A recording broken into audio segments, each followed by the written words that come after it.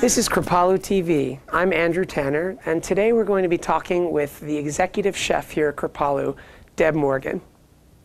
So Deb, everyone who comes to Kripalu says the food here is so amazing. What's the secret? You know, I think the secret is actually the same secret, Andrew, that you experience when you do a yoga class. So here's a question for you. When you walk into a yoga room and you see 30 people standing on their heads, how many people are doing yoga? Wow, that sounds like a Zen koan. But and thus the magic of the Kripalu kitchen. I would say... The magic is that the executive chef never answers a question in a straight way.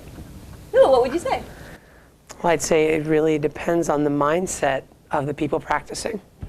So it could be 1, it could be 0, it could be all 30. Exactly, exactly. And so when you walk into the dining room, how many people are, even though they might be eating salad and broccoli and brown rice, how many people are really eating a meal that's creating health in their body?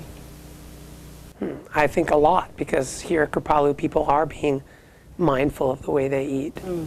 Exactly, but it depends, right? It does depend, really not depends. Everyone. Exactly, and just like in a yoga class where the reality is any yoga posture, kind of no matter what your mindset is, you're getting some benefit from it, right? Right. Because you're breathing, you're stretching your body. So when you eat a healthy meal, you know, a meal with fresh vegetables, you know, really good quality food, you're getting some benefit from that, right? Well, what's the real magic? Well, the real magic is the same thing in the yoga class. It's the presence that the student brings to that practice as well as the teacher, right? You can have a teacher leading a class saying, everyone, put your hands over your head, and there's going to be benefit in that.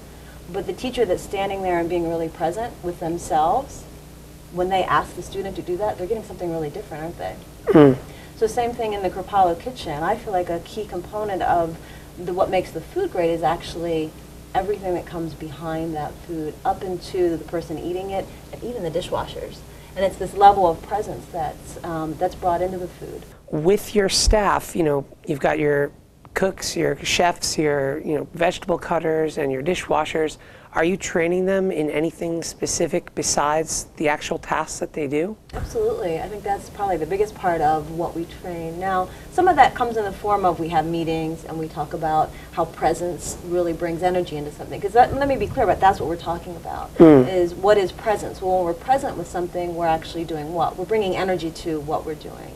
Right? And one of the core components I believe about food is that food is this amazing carrier of energy. You know, we have a lot of food to prepare here, so it's not like we're walking around all day, you know, having yogic trainings. Preparing food for 300 to 700 people a day, right? Absolutely. Well, per meal. Per meal. 3 times a day. 3 times a day, yeah, so it's a lot of food. But in the course of that, like using veggie prep as an example, you know, because they're cutting so many vegetables, for example, when we have kale, for a meal, we might prep 150 gallons of kale that will then cook down, that will feed those 400 to 500 people, right? A lot of kale, and that's all done by hand. Wow. So just imagine the difference between someone doing that, feeling like, oh my God, get me out of here, I don't like this, my arm hurts, my body hurts, right? Versus doing it with a little bit more presence. Then all of a sudden it's being aware of your body. So we do body trainings on how to hold your body in a way that's going to be comfortable for your arms, comfortable for your legs, comfortable for your back. So that just brings body awareness in it. So for someone, even if they've never taken a yoga class or been exposed to that at all of a sudden they just start becoming a little bit more present with their own body. Then the next thing is, well, what's really happening when I'm cutting this produce, and where's this produce really going? So then the next level of the training is having everybody in the staff really understand what it is that we're doing when we're cooking here at Kripalu and who we're cooking for. Because there's so many guests that come here, and they come here to really have a variety of experiences, everything from a weekend getaway to a real deep transformational experience, whether it be with a relationship or a yoga teacher's training or, you know, all the other wonderful programs we offer here. So I feel like the food, what we want the food to do mostly is really support that experience. So Kripalu for so many years was actually more like a yoga ashram than a retreat center that it is today. And for so many years it was a vegetarian yoga ashram.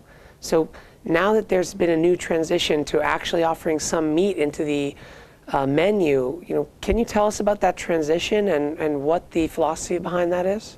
One of my favorite stories I have to tell you is right after we made the transition from vegetarian to including some meat, I had a knock at my door one day, and a woman came in and she was telling me how much she loved the food, and I thanked her for that. And then she mentioned in the conversation that she was vegetarian.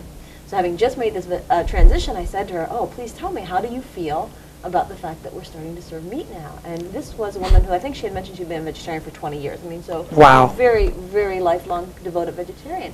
Her response to me was, I love it. Exactly, that was my response. Did she eat the meat?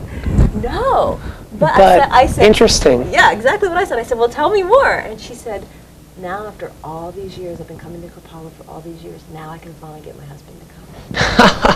And it was so hard. That is huge. I felt like here is an embodiment of ahimsa. And she had, here, not only was she a lifelong vegetarian married to somebody who wasn't, she was loving the fact that this place that she had come that was this, you know, could have been seen by some people as a sacred vegetarian space was now opening up, making room at the table for her husband. And I just had to think like, you know, what if in their marriage they had come to a point where they really needed some help that one of our wonderful Kripalu, you know, couples programs could have helped with. He wouldn't have come, but now he's going to come. This is how my head works. Now he's going to come, and it saved their marriage, and then, you know. You never know what happened from that, but that's ahimsa. That's yoga. In terms of my teaching, one of the most powerful things I feel like I try to deliver is to be really healthy, you got to get in your own kitchen. You got to get in your own kitchen. There's something about that mechanism from your hand into your own body, and then me from my heart to my hand to offering you, that actually really connects us. You know, and in my own relationships I find, and I've done little experiments with this, like with my daughters, you know, cooking for them, and then having periods where I watch, oh, I'm not cooking a lot for them. They're still eating healthy food, you know, but it's not me cooking it, and seeing the level of our connection have this ebb and flow. And my own little scientific experiment has told me that when I cook and eat with others, we feel closer together. Well, that's beautiful. I would love to see your kitchen. You would. Can we show everyone the kitchen? Okay, come on. Great. Hi, welcome to my kitchen. I'm going to bring you down to Veggie Prep. Right there, quick. And this is Veggie Prep. We love Veggie Prep. So this gives you a little bit of idea of how much vegetables we're doing. This weekend we actually have about 700 people that we're serving for lunch and dinner and breakfast in each of those meals. So needless to say, we have a lot of veggies. So we've got some butternut squash here. And most of our squash right this time of year is coming from our local vendors, which is wonderful. And what are you doing with that squash? I'm just cutting it in cubes. Cutting it in cubes. Make dinner of love. I don't know what it's going to be. Ali, how many gallons of cauliflower are you doing? This is 36 gallons. Oh, so it's not that much. It's, you know, it's a moderate amount. Only 36 gallons. We've got green beans and broccoli working over here. So as you can see, a lot of what we do has to be done by hand, although we do have some machines to do some carrots and onions and things like that. But a lot happens just with the love and energy of these guys. Isn't that a great walk-in door? Come on in. So this is our Veggie Prep walk-in, which is huge. And this thing gets filled up to the ceiling and emptied several times a week. So every week we can bring in lots of produce and cut it up and bring in more. And as you can tell, a lot of things are from our local farms. So now I'm going to show you the very special place. This is everyone's absolute favorite part of the kitchen. Come on in. This is our amazing bakery and our bakers. Let's hear it for the bakers. You can clap for yourselves, guys. Yay. So this gives you an idea of what we do in the bakery. Right now we're making looks like some nice naan bread for our Indian meal. Kathy is our head baker. Kathy, how many loaves of bread are we doing there? Of naan? Of naan, over 200. It's over 200 today, so that's not a huge amount. And this is our huge bakery oven that bakes all of our bread. And at any given time we can put about 70 loaves of bread in there. Oh yeah. And so in addition to things like naan and our fresh homemade bread, well, here's some that just came out for dinner bread. Here's some other yummy things that the bakery provides for us. What kind of muffins are these, Kathy? Pumpkin muffins. Vegan.